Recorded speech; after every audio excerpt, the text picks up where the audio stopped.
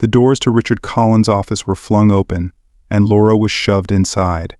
The room smelled of polished wood and stale whiskey, as imposing as the man who stood at its center. Richard Collins loomed behind his grand desk, his face a mask of cold fury. His steel-gray eyes locked on her, unwavering, accusatory. But it wasn't Collins who stole Laura's breath, it was Amy, sitting rigidly in a chair beside him. Her face was pale, her eyes wide with barely contained terror. "Leave us," Collins said to Jack, his voice steady but simmering with restrained anger. Jack nodded, exiting the room and closing the heavy doors behind him. Silence fell, heavy, oppressive. The only sound was the erratic thrum of Laura's heart pounding in her ears. Finally, Richard Collins spoke, his tone chillingly calm. "It seems we have a spy in this house." Laura swallowed hard, forcing herself to stand tall. "Sir, I don't know what you mean." Collins' laugh was low and humorless, like the sound of glass shattering underfoot. "Don't insult me, Laura." His voice turned sharp, the veneer of civility slipping. "I know what you've been up to, what you, my disgraceful daughter, and that pathetic gardener have been plotting." Collins grabbed a folder from his desk and hurled it at her feet. The contents spilled out, photographs scattered across the floor like damning confetti. Laura's heart sank. There they were, images of her and Amy whispering in corners, John slipping documents into her hands, their secret late-night meetings in the garden. "Did you truly think you could deceive me?" Collins snarled, his calm mask crumbling. He stepped forward, his movements slow and deliberate, like a predator closing in on its prey. "That you could meddle in my affairs and walk away unscathed?"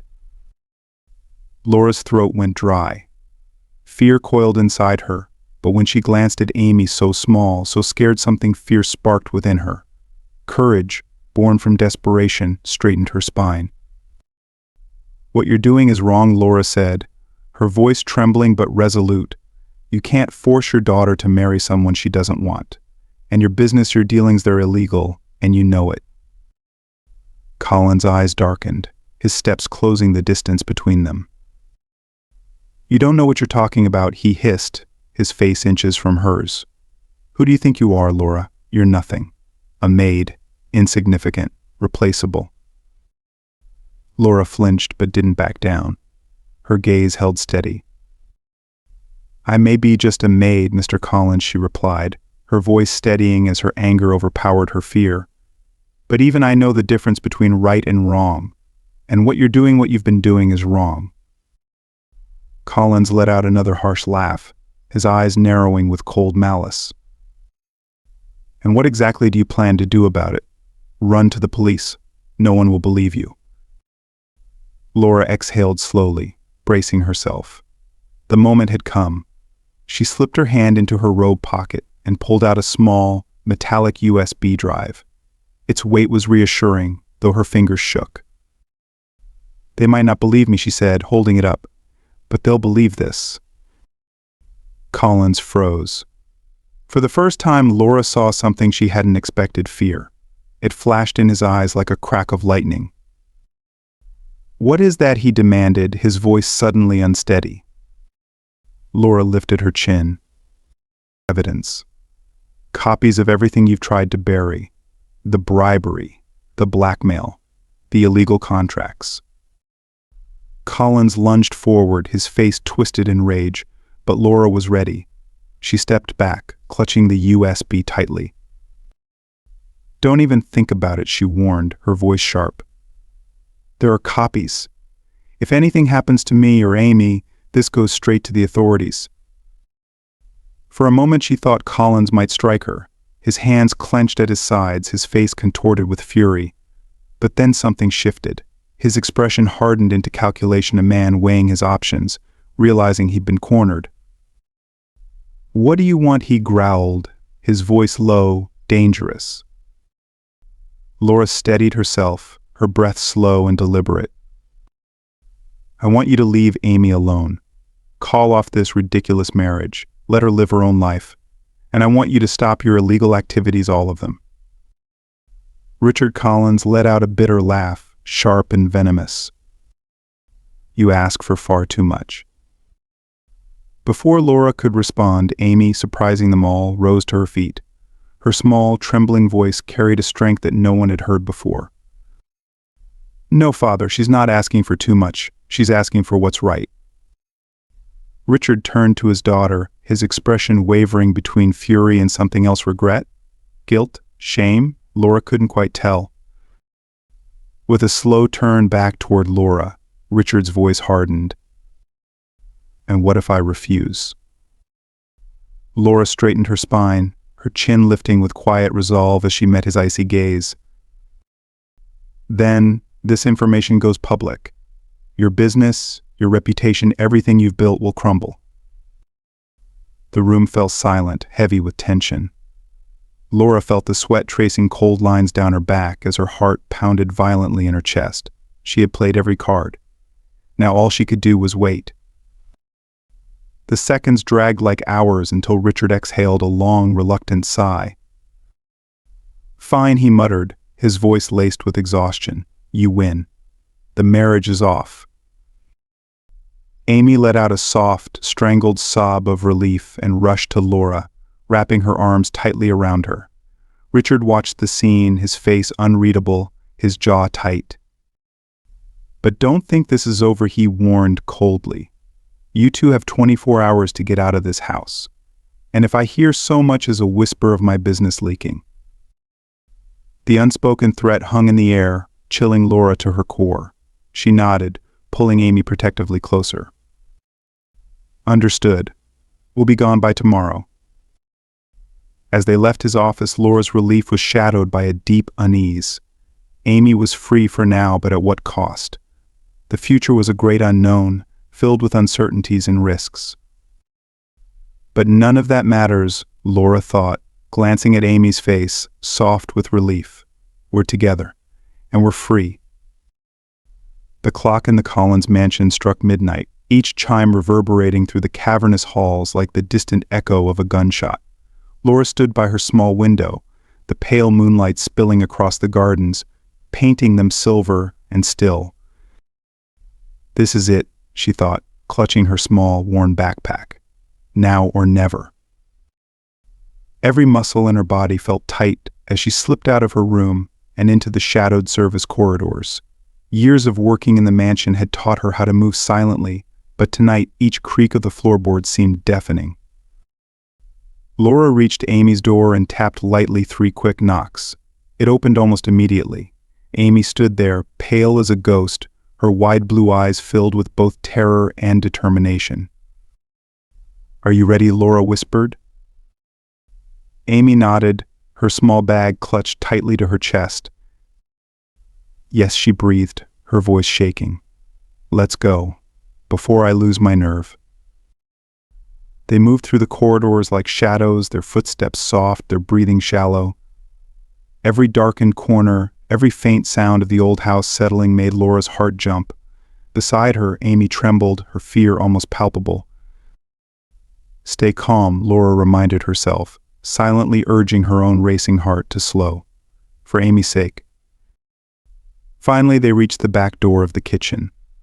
Laura turned the handle slowly, grateful for the mansion's obsessive upkeep that ensured the hinges made no sound. The cold night air rushed in, sharp and clean, carrying the sweet scent of roses and damp grass. In the shadows, John waited. The old Ford Escort looked as tired as he did, but his face, usually kind and calm, was set with grim determination. His dark eyes scanned the darkness around them. Hurry, he whispered, opening the car door. We don't have much time.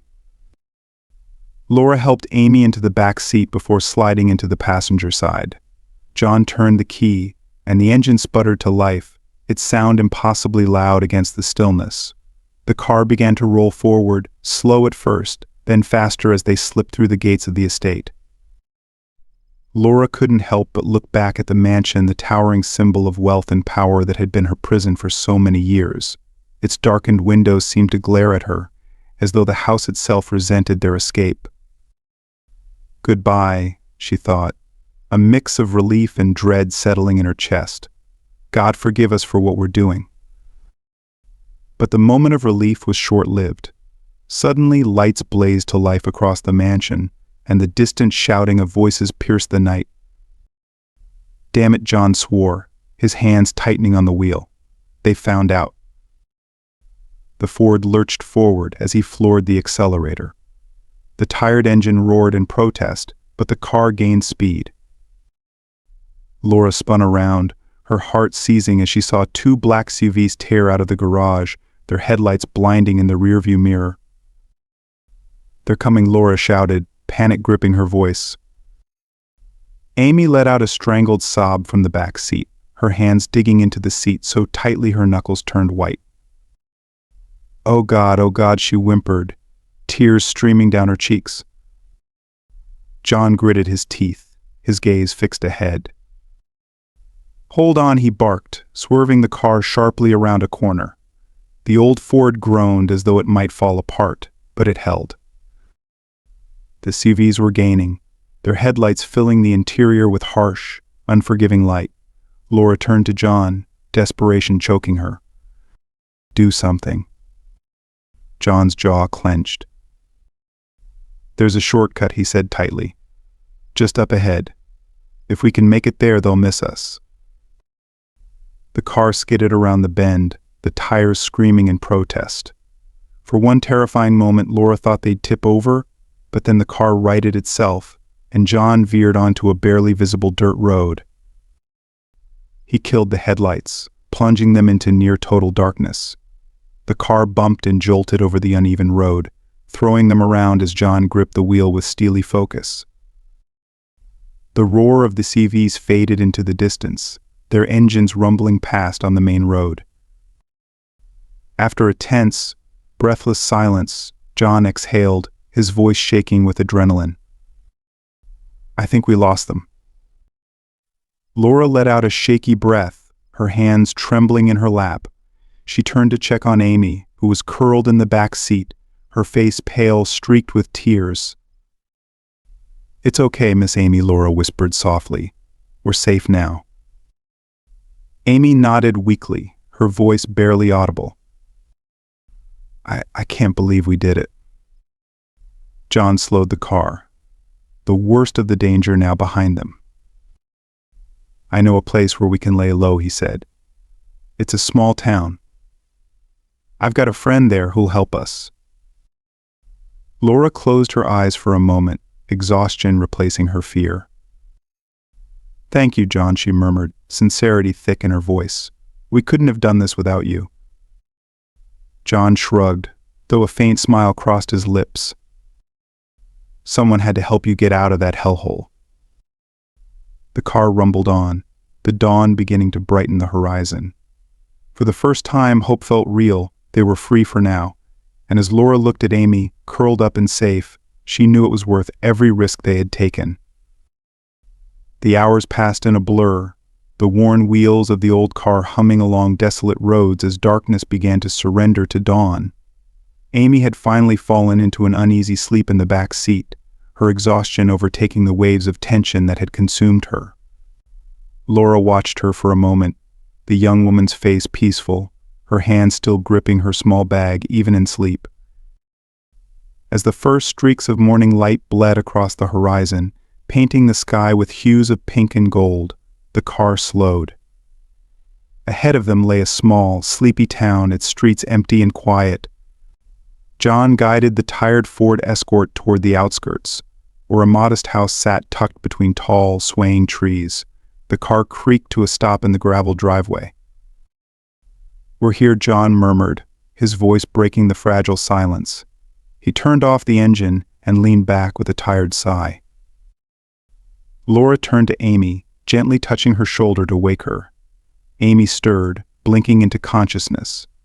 For a brief moment, confusion crossed her face, but then realization set in, and a faint smile touched her lips. "Are we really free?" she asked, her voice soft and tentative, as though she were afraid to believe it. Laura met her gaze, her own eyes welling with emotion. "Yes, Miss Amy," she replied warmly, her voice trembling with both relief and exhaustion. "We're free. The two women stepped out of the car, their breath clouding in the cool morning air. Laura paused, closing her eyes as the first rays of sunlight kissed her face. For years, this simple warmth had felt meaningless, overshadowed by a life spent in quiet servitude. But now it was different. Now it felt like freedom. When she opened her eyes, she saw Amy doing the same, her face tilted toward the rising sun, a look of pure, fragile joy spreading across her features. This is the start, Laura thought, watching her. A new beginning. A beginning without chains. John had already made his way to the front door, speaking in hushed tones to a middle-aged man with a kind face and weary eyes, his friend, their lifeline. Laura gathered her small backpack in Amy's bag before turning back to her. She extended her hand, her voice soft but steady. "Shall we?" Amy nodded, sliding her hand into Laura's. Together they walked toward the house, leaving behind the mansion, the shadows of fear, and the grip of Richard Collins. Their steps felt lighter somehow, though Laura knew the road ahead was far from easy. No matter what lies ahead, Laura thought, glancing at Amy, we'll face it together. The following morning, under a sky once again streaked with pinks and oranges, Laura and Amy stood before the looming structure of the police station. Its red brick walls and sharp angles gave it an imposing, almost intimidating presence. Laura could feel Amy trembling beside her, her hand squeezing Laura's tightly. "It's going to be all right," Laura whispered, her voice firm but kind. "We're doing the right thing." Amy took a shaky breath, her blue eyes weary but resolute as she looked at the station's heavy doors. She's grown so much, Laura thought with a pang of both pride and sorrow. How unfair that it took so much pain for her to find this strength. They climbed the stone steps together, their footsteps echoing against the quiet morning. Inside, the air was sharp with the smell of stale coffee and paperwork. A uniformed officer behind the front desk looked up, his expression professional but inquisitive. "Can I help you?" he asked, his eyes assessing the two women standing before him. Laura swallowed, forcing her voice to remain steady. "Yes," she said, her tone firmer than she felt. "We need to speak to someone. We have information about illegal activities." The officer frowned slightly, his gaze sharpening. "Illegal activities? What kind?" Amy stepped forward then, her voice trembling at first, but gaining strength with each word. "Fraud, blackmail, influence peddling. We have evidence." For a moment, the officer simply stared, as though unsure what to make of them. Then, with a curt nod, he stood. "Wait here. I'll get the detective on duty." As they waited in the cold, sterile room, Laura studied Amy's pale but determined expression. Pride swelled in her chest, mixed with a fierce protectiveness. "No matter what happens," Laura promised herself, "I'll stand by her." A few moments later, a man in his late 40s entered, his face lined with weariness and the quiet authority of someone who had seen too much. He introduced himself with a simple nod. "I'm Detective Samuel. I understand you have information to share." They followed him into a small, windowless room dominated by a metal table. The air inside felt heavy, faintly scented with disinfectant. Laura and Amy took their seats across from the detective. Samuel's eyes, sharp and calculating, fixed on Amy as she spoke. "It's about my father, Richard Collins," Amy said, her voice steady but soft. At the mention of the name, Samuel's eyebrows lifted slightly, though he kept his composure. "The businessman?" he asked, jotting something in his notepad. "Go on." Over the next few hours, Amy and Laura told him everything. Amy spoke of her father's suffocating control, his veiled threats, and his cruel determination to force her into a loveless marriage. Laura presented the documents, clear proof of Richard's illegal dealings, blackmail, bribes, fraud. Detective Samuel listened carefully, his expression stoic but his body tense. He asked questions now and then, each one measured, his notes filling the pages quickly. By the time the truth had been laid bare, the sun outside stood high in the sky. Laura felt drained, as though the weight of the past had been poured out with each word. She looked to Amy, who sat slumped in her chair, equally spent but visibly lighter, as though a burden had finally been lifted. Detective Samuel leaned back, his face thoughtful, his voice grave. "What you've given me," he said slowly, "is explosive. It will take time to build the case, but I assure you we're going to act on this." Amy's eyes glistened with tears of relief. "Thank you," she whispered, her voice breaking. Laura placed a hand gently on her shoulder, offering quiet reassurance. "What happens now?" she asked the detective. Samuel's gaze softened slightly. "Now we focus on keeping you safe. We'll place you both into witness protection until this investigation is over." Laura exhaled, her body sagging with the weight of everything they'd endured. They weren't out of danger yet, but for the first time the path forward was clear. Amy turned to her, offering a tearful but hopeful smile. Laura squeezed her hand gently, feeling the strength between them, two women who had faced the worst and survived. Whatever comes next, Laura thought, we'll face it side by side. The following weeks swept by like a storm. Laura and Amy were moved to a quiet, secure, safe house, where time seemed to stand still. Their days were spent watching the chaos of Richard Collins' downfall play out on television screens. The once untouchable tycoon had become the centerpiece of scandalous headlines. Phrases like "Collins' empire collapses" and "billionaire arrested in corruption probe" flashed across every channel. The moment Amy saw her father being led away in handcuffs, her tears came, silent and steady. Laura sat beside her, gently holding her trembling hand. But she knew these tears weren't born of grief. "It's over," Amy whispered, her voice tight and raw, yet edged with relief. "It's finally over." Laura pulled the young woman into a warm embrace, feeling her sobs shake through them both. "Yes," Laura murmured softly, "and you're free now." Days melted into weeks, and as they did, Laura watched something extraordinary happen.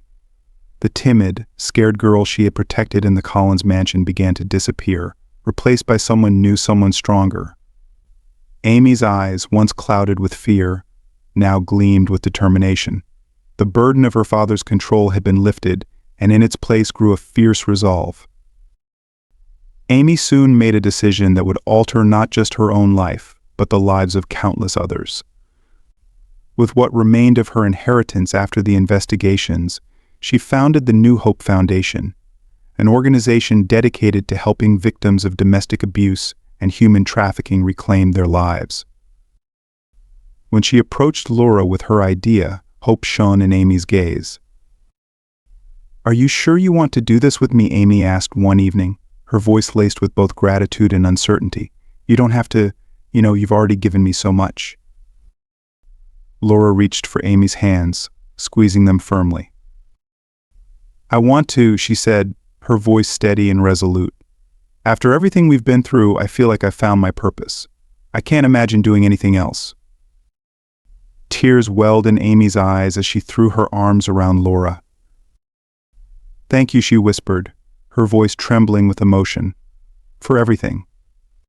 Months became years, and the New Hope Foundation grew into something remarkable. It wasn't just an organization, it was a lifeline. Together, Amy and Laura poured their hearts into the work, helping women and children escape abuse, offering them shelter, legal support, and hope. Day by day, life by life, they rebuilt what had been broken. On a quiet, sunlit afternoon 5 years later, Amy and Laura sat together in the lush garden of the Foundation's headquarters. Roses climbed along the stone walls, their fragrance drifting in the warm breeze. A fountain gurgled nearby, its gentle rhythm adding to the peace of the day. Amy broke the silence first, her voice contemplative. She said softly, her gaze distant yet serene, "Sometimes I still can't believe it, everything that happened. How my life changed. How I changed."